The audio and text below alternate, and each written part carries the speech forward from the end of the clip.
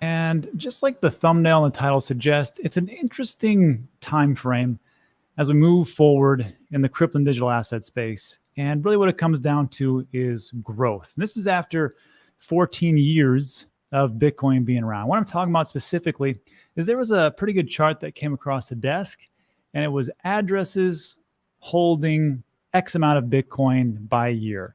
And before I get into that, I just like to say that we've had a nice little mini bull run lately.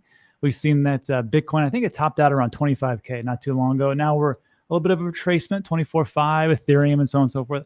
I don't really get too big into the price action because I know where things are going. I think I know where things are going. I don't know 100%, but I think I know where things are going.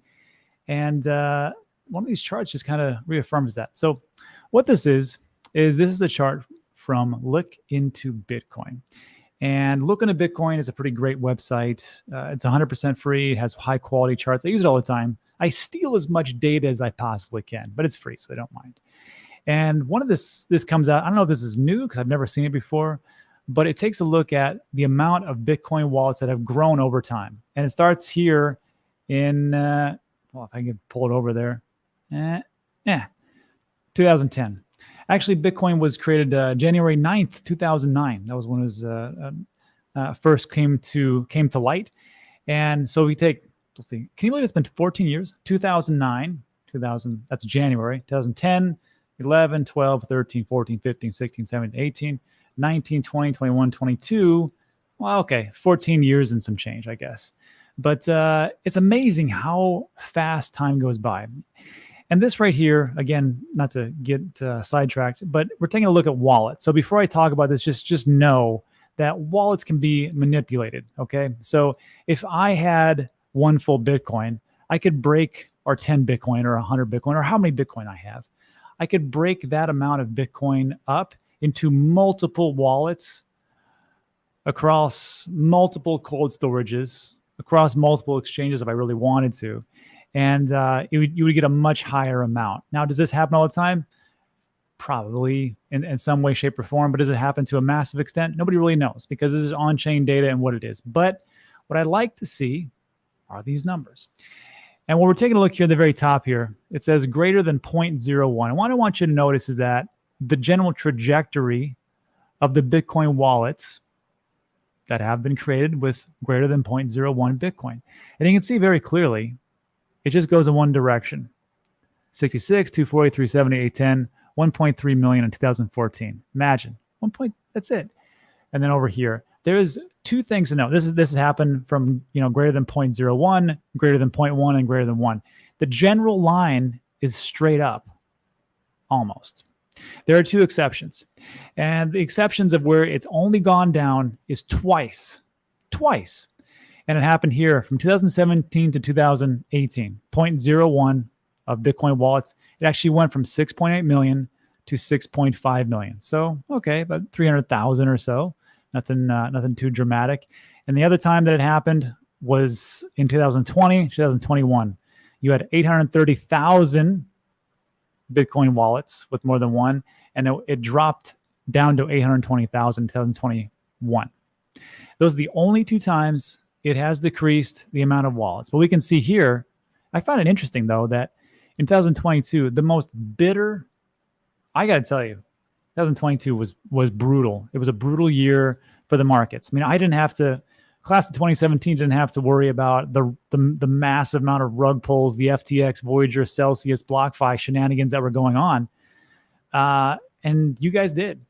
And I'm surprised how well we've actually held up. So 2022, 2023, there's still roughly the same amount, 980,000 of Bitcoin wallets, more than one.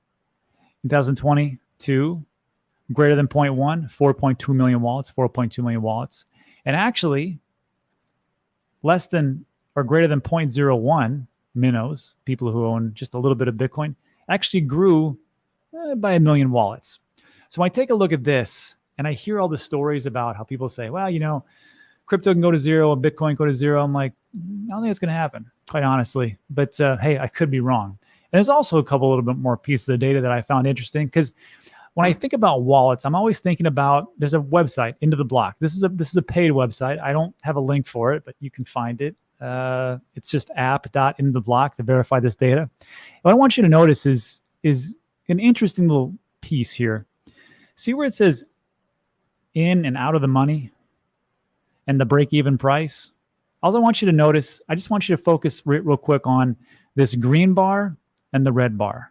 And before I get into that, in and out of the money are holders making money at the current price. What that means is this: for any address with a balance of tokens, whatever those tokens are, Bitcoin, Ethereum, whatever else, Into the Block identifies the average cost at which those tokens were purchased and compares it to the current price. If the current price is greater than the average cost, address is in the money. The current price is less than the average price, it's out of the money. And there's two things we're going to look at: in and out of the money and composition by time held. You know that for Bitcoin, 70% of people who bought Bitcoin, and no matter what it is, 0.001, 0.011, whatever, 10 Bitcoin, they've held it for a year or more. I find that fascinating after that brutal market. But anyhow, let's go back real quick. This is what I want you to focus on.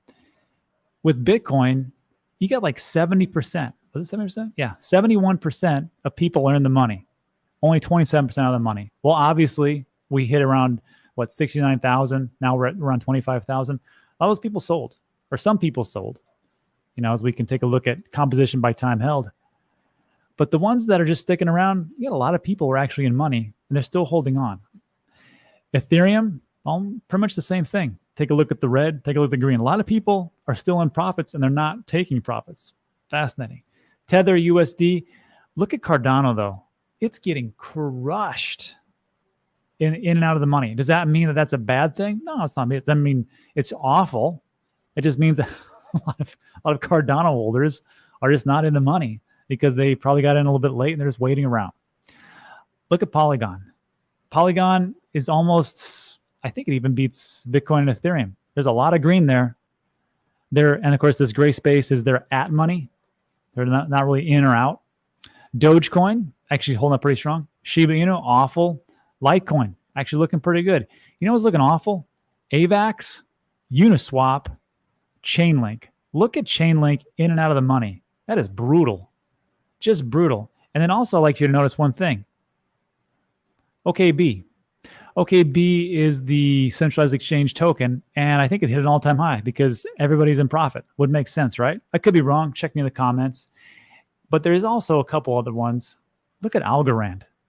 How much is that out of the money? That is just huge. It just makes you think about the products that are there. Does that mean that they're awful projects? No, just means that they're just not in or out of the money. And then lastly, just to finish this up, I just want to show this thing, holders composition by time held. Again, going back into the Bitcoin notes, 70% have held Bitcoin over a year for all the wallets. That's pretty good. Ethereum's even better than that, 71%. That's pretty darn good. Cardano, not that great, 47%. 45% are out of the money, or 45% 1 to 12 month, 8% less than a month. And Polygon, about the same, 46, 49, and 5. And there was one more thing. Let's see if I can bring this up. Yeah, there's one more section I'd like you to note before we move on to the OpenSea story, which is if you take a look at, there's this thing called whales right here, or concentration. If you take a look at the top 10 of the whales that are out there, there's only one whale that owns roughly 1% of Bitcoin. One. That's it. That's as decentralized as you can possibly get. I mean, close. You know who's second close? Cardano. At only 2 whales hold 4%. We take a look here at Ethereum. 6 whales or 6 individuals or 6 entities own 23% of Ethereum. Tether and USD coin or stable coins, whatever.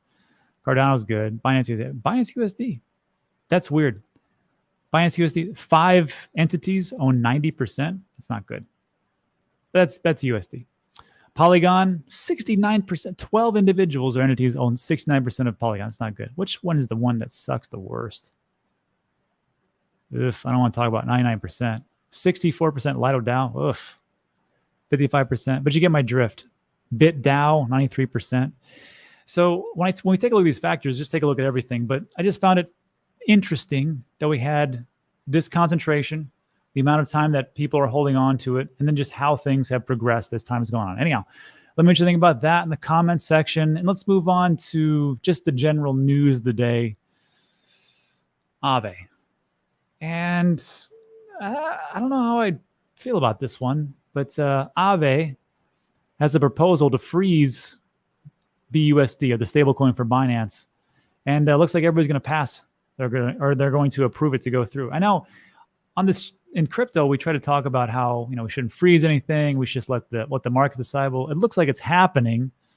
But again, they're going to freeze BUSD. And the reason for that is, of course, the SEC came down on Paxos and BUSD, the stablecoin, because they're like, hey, we don't like what's going on here. So here's the article. The proposal suggests AVE switch to a different stablecoin because this one's going to zero. Because Paxos is, they said they might fight this, or they will fight this in court, but it looks like everybody's just writing it off as dead.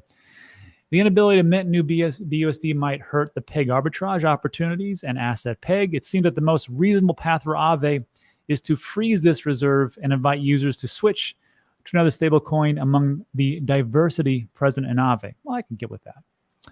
And then the proposal says there's no real prospect of growth, adding that the stablecoin's circulating supply will eventually go towards zero. So even if Paxos comes out and they start to sue the SEC and fight it in court, it looks like everybody's like, we don't want to deal with it. Let's just move on. And then how do the markets react? Not a blip. Here's the AVE price chart. Today is the 19th. Look at that. And actually went up a little bit, $94. Then it came down to $90. So not big movements. Well, actually from yesterday, whatever. It's negligible. So let me know what you think about that or feel about that in the comment section. And last piece, again, NFTs, which I think are going to be the future. OpenSea, one of the biggest marketplaces for NFTs, is going to drop fees, cuts creator royalty protections as a rival by the name of Blur comes out of nowhere. So this is what's happening. OpenSea announced today it will temporarily eliminate its 2.5% fee on sales. That's pretty good if you're into NFTs. Go buy some up. As well as cut down creator royalty protections as it attempts to weather a rapidly changing market. OpenSea tweeted that it will only enforce a 0.5% mandatory creator royalty fee on NFT trades for projects that don't have an on-chain enforcement method. And this is one thing I was not aware of, is that the creators, every time an NFT gets sold, they keep getting revenue from it.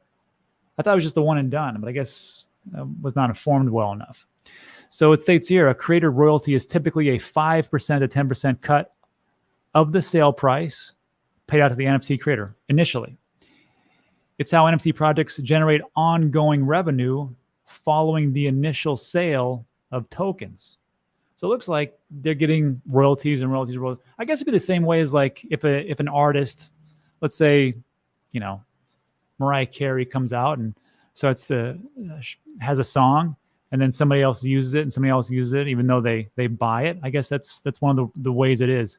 But it'd be like almost like art. Like if you buy a Basquiat or a Banksy, it's not like Banksy gets royalties every time it gets sold. He gets the royalties, when it gets sold one time. It's just interesting how different things are done. And then finish up here. It's interesting. OpenSea pointed to on-chain data showing that about 80% of NFT trading volume today is made without some type of creator royalty included. So this will be interesting when we do the Q&A, which you're going to get to in 2 minutes. So start asking your questions now. The question is, do you think that's right? Should the creators keep getting 5 to 10% on every single sale moving forward, or should we cut that down and be like, no, it's one and done, and hit some bench? I don't know. That's how I see it.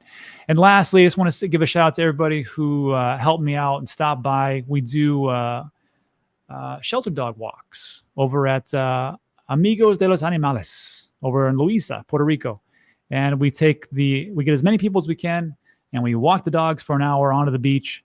And it's like a meetup, and we talk crypto. And then afterwards, I buy everybody breakfast. So thank you to the warriors the weekend warriors that showed up and helped me walk the dogs, because they're in shelters, and hey, sucks to be in a cage for weeks and months before you get adopted.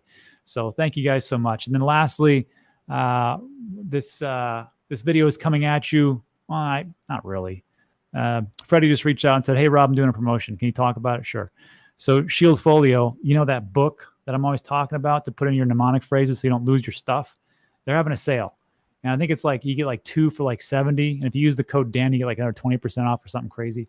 So this is the book that I use. And remember, I mean, you don't have to use it, but I will just remind you that if you're putting them on like some pad and paper and throwing it away, I did that too. And I lost 20,000 Cardano, and I'll never forget it. So I always use this thing because it's water and tear proof. And I've got a couple of them. Actually, no, I got like 3 or 4 now.